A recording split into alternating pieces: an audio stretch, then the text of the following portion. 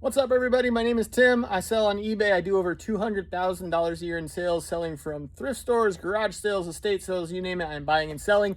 Usually on this channel, I live pack my orders Monday through Thursday, 8 o'clock Mountain Standard Time, to show off what we're buying and selling. But today, I wanted to give a quick video showing the warehouse space because some people have been wondering, like, where do I go when I step off camera? So I'm going to go ahead and do a quick tour. It's a total disaster in here, but we're going to keep it real.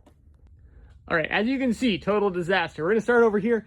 This is the big garage bay. It's 1,000 square foot, as the most the city would let me build. You can kind of see what's going on with the whole build. It's a 15-foot peak, 12-foot ceilings, and we've got my door as you come in here. Got the garage door there. My trash right there.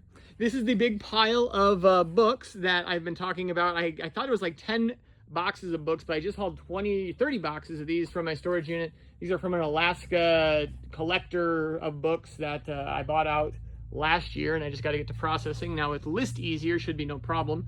This is the intake zone that's going to kind of change. I wanted this to all live in the storage unit, and then only eBayable stuff comes through here.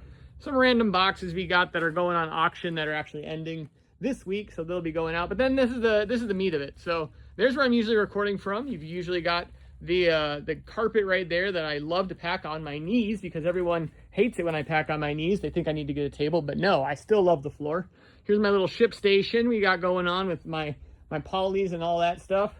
I got my hanging clothes. I got another double rack ordered to get those going here. We also have my lay flat, or my flat tilted lay that I will set up on my photo station, which lives right over there. Which also, I love sitting crisscross and doing my listings. Don't judge me. I love doing it on the floor. That will set up there whenever I'm doing the hanging. And then coming in here, this is where it actually starts looking a little bit nicer.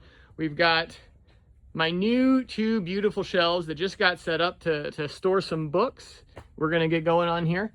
And we got these right here, which is our current books going on. I do date-based, so you can see the SKUs basically is literally just the date, and then we're pulling from that date, and it kind of slides down as we go. Same thing with the shoes and boots. You got a date-based system.